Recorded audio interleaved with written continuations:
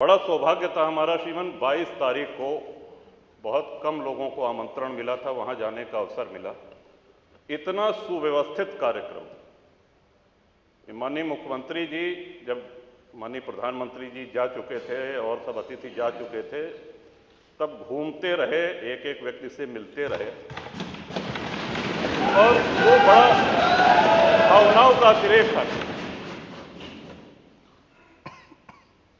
भगवान श्री राम के हम सभी लोगों के जीवन में, हमारे यहाँ अवध में जब शिशु का जन्म होता है तो उसके कान में राम नाम, राम कहा जाता है। जब विद्या आरंभ होता है श्रीमन, तो राम लिखा जाता है तख्ती पर, उसका हाथ पकड़ करके। और अंतिम यात्रा के विषय में तो हम सभी को पता है, राम नाम सत्य है कहा जाता है। वो भगवान राम किन परिस्थितियों में तंबू में रहे, निर्वासित रहे, इस बात की प्रसन्नता इतनी गांव-गांव है। कोई ऐसा गांव नहीं होगा जहां भंडारा ना हुआ हो, कोई ऐसा गांव का पुराना मंदिर नहीं होगा जहां रंगाई पुताई न हुई हो, कोई ऐसा गांव, कोई कस्बा नहीं होगा जहां भंडारा न हुआ हो, जहां दिवाली न मनाई गई। और सभी प्रसन्न थे। और आपको भी श्रीमान, इस बात का हम सभी लोगों की ओर से आभार है। आपने तय किया है कि हम सभी लोगों को दर्शन कराने ले चलेंगे। कुछ विधायक अभी चर्चा कर रहे थे कि हम लोग जाएंगे कि नहीं जाएंगे। इस पे चर्चा मेरे विचार से आपके नेतृत्व में, और आप दल से बहुत ऊपर हैं, आपको हम सभी लोगों ने अपना विश्वास व्यक्त किया है, चाहे वो सत्ता पक्ष हो चाहे प्रतिपक्ष है। तो ये यात्रा आपके नेतृत्व में हो रही, तो मेरा सुझाव है कि सभी साथियों को, सभी विधायकों को खुशी खुशी चलना चाहिए। ये कोई राजनीतिक यात्रा नहीं है और उसका अहोभाग्य है जो जाए। आपके माध्यम से श्रीमान एक और निवेदन करना चाहते हैं। श्री राम मंदिर निर्माण में कितनी भावनाएं जुड़ी हुई हैं, इसका अंदाजा इस बात से भी लगाया जा सकता है कि अयोध्या और उसके आसपास के सूर्यवंशी क्षत्रियों ने पिछले 500 वर्ष से साफा नहीं बांधा, पगड़ी नहीं बांधी, छाता नहीं लगाया। विवाह में दूल्हे को साफा बांधा जाता है, पगड़ी बांधी जाती।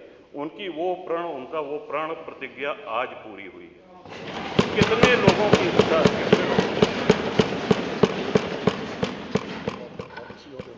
आप ही के माध्यम से श्रीमान ये भी अनुरोध करना चाहेंगे।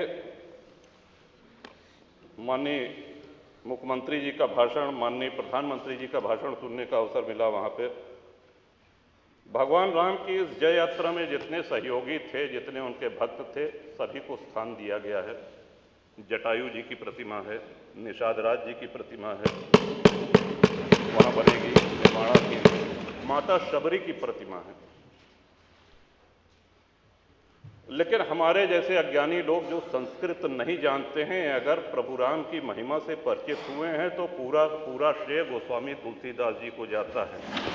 मैं आपके माध्यम से श्रीमान अनुरोध करूंगा कि गोस्वामी तुलसीदास जी की एक प्रतिमा, और उन्हीं कलाकार के द्वारा, श्री अरुण योगीराज जिन्होंने रामलला सरकार का विग्रह बनाया है, उन्हीं के द्वारा निर्माण करके माननीय मुख्यमंत्री जी अगर वो करें तो हम सब लोगों के लिए ये बहुत ही प्रसन्नता की बात होगी कि तुलसी बाबा की वहाँ पे मूर्ति लगे। कवि बेनी श्रीमन हुए, उन्होंने तुलसी बाबा के लिए कहा था कि वेद मत शोध शोध शोध के पुराण सब, संत और असंतन को भेद को बताओ तो, कपटी कुराही क्रूर कली के कुचाली जीव, कौन राम नाम हो की चर्चा चलाओ तो।